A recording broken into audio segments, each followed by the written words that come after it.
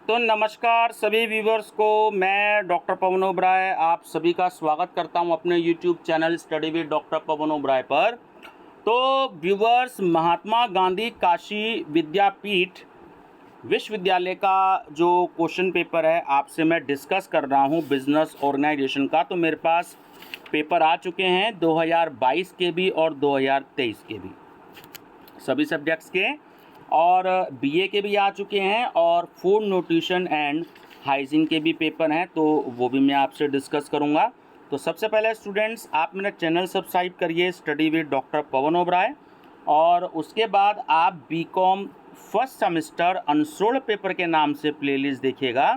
तो वहाँ पर आपको बहुत सारे क्वेश्चन पेपर्स मिलेंगे और अलग अलग यूनिवर्सिटीज़ के मिलेंगे। ठीक है, सीसीएस यूनिवर्सिटी के तो बहुत सारे क्वेश्चन पेपर्स हैं, और ये अब जो है महात्मा गांधी काशी विद्यापीठ के भी आपको क्वेश्चन पेपर्स मिलेंगे, सहारनपुर यूनिवर्सिटीज़ के भी मिलेंगे।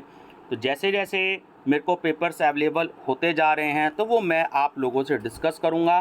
तो आप वीडियो का लिंक अपने दोस्तों को भी शेयर कर दीजिएगा ताकि उन लोगों को भी बेनिफिट हो जाए। तो देखिए, मेजर कोर्स का ये पेपर है बिजनेस ऑर्गेनाइजेशन का। अब इसमें क्या है, very short answer type question जो है आपका, ये आपका सेक्शन ए है। तो सिलेबस देखिए सभी यूनिवर्सिटीज़ का सेम है, पूरे उत्तर प्रदेश की जहाँ भी एनईपी लागू हो रहा है, बस केवल पेपर पैटर्न में एक दो क्वेश्चन का अंतर है। तो उससे फ़र्क नहीं पड़ता है, आपको सिर्फ इम्पॉर्टेंट क्वेश्चंस देखने हैं और आपको जो है क्वेश्चन से मतलब होना चाहिए, ना कि उसके पैटर्न से। एक दो क्वेश्चन कम ज़्यादा हो सकते हैं। तो इसमें देखिए आंसर लिमिट क्या है कि सभी प्रश्नों के उत्तर दीजिए, प्रत्येक प्रश्न के उत्तर की अधिकतम सीमा 50 शब्द है। 50 शब्द का मतलब स्टूडेंट्स की आपको 5 से 7 लाइन जो है वो देनी है। 2 नंबर का एक क्वेश्चन होगा आपका। ठीक है, 5 क्वेश्चन आपको करने हैं तो 10 नंबर का आपका ये सेक्शन हो गया। तो एक क्वेश्चन है, व्यवसाय की अवधारणा को स्पष्ट कीजिए, explain the concept of business. B, एकाकी व्यापार की विशेषताएं बताइए, explain characteristics of sole trading.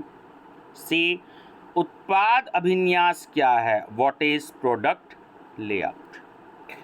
D, अनुकूलतम फर्म की क्या विशेषताएं हैं, what are the features of optimum firm.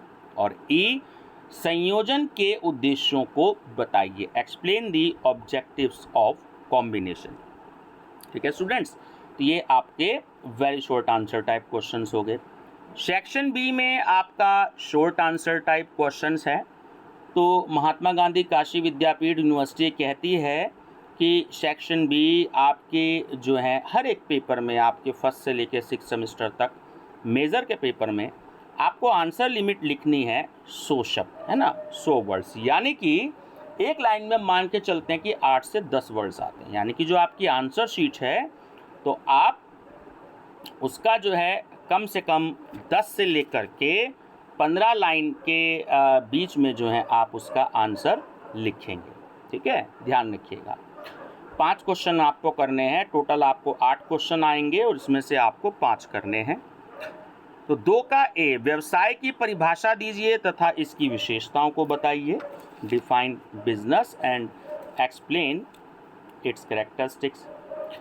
B, उद्योग तथा वाणिज्य में अंतर बताइए, differentiate between industry and commerce. C, एक सफल व्यवसायी में कौन से सामान्य गुण होने चाहिए, What normal qualities should be done in a successful businessman? D, एक फर्म में कितने प्रकार के साझेदार हो सकते हैं, How many types of partners may be in a firm? E, संयंत्र अभिन्यास से आप क्या समझते हैं, इसके उद्देश्य क्या है, What do you mean by plant layout? What are its objectives? F, वे शक्तियाँ बताइए जो लघु स्तरीय इकाई को जीवित रखती हैं, explain the forces which perpetuate the existence of small scale units. G, उदग्र संयोजन तथा समतल संयोजन में अंतर बताइए। Distinguish between vertical combination and horizontal combination. और एच है विवेकीकरण तथा राष्ट्रीयकरण में अंतर बताइए। Differentiate between rationalisation and nationalisation.